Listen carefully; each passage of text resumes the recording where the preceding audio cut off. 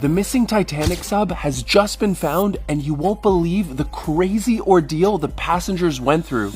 We actually just now got word on exactly what happened to them and the one tiny mistake that caused all this. First, how did they get themselves in such a dangerous position? Well, these 5 wanted to be the first regular people to explore the wreckage of the Titanic, and they all paid $250,000 each just to be there.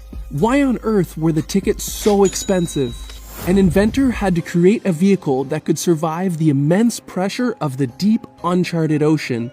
In this case, the team were going about 4,000 meters deep to see the Titanic. But there was one fatal flaw that might force these deep ocean tourists and their captain to lose their lives and be lost on the ocean floor forever. At this depth, there is no light, and everything you do must be handled with precision so you don't damage your submarine.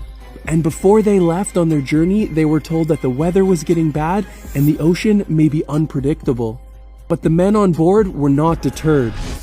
And these were no ordinary tourists either.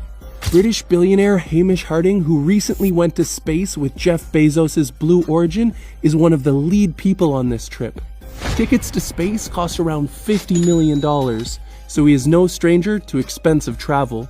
He also went on a mission to the deepest point of the ocean in 2021, so he is no stranger to missions like this. Also on board are Titanic dive expert, a luxury designer, and an ultra-rich man from Pakistan and his 19-year-old son. There is speculation that they should have not gone, but it was rumored that this was the only dive window available in 2023. But there may have been a critical design flaw that had them doomed from the beginning. As you're probably aware, regular submarines have millions of buttons, sensors, regulators, and a highly trained crew. And so did the Blue Origin spacecraft that took Mr. Harding to space.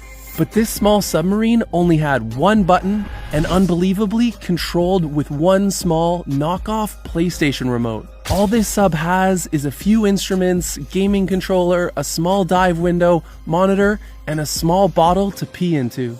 However, after this tense week of wondering what happened to them, the Coast Guard announced that they found pieces of the sub scattered around the dive site.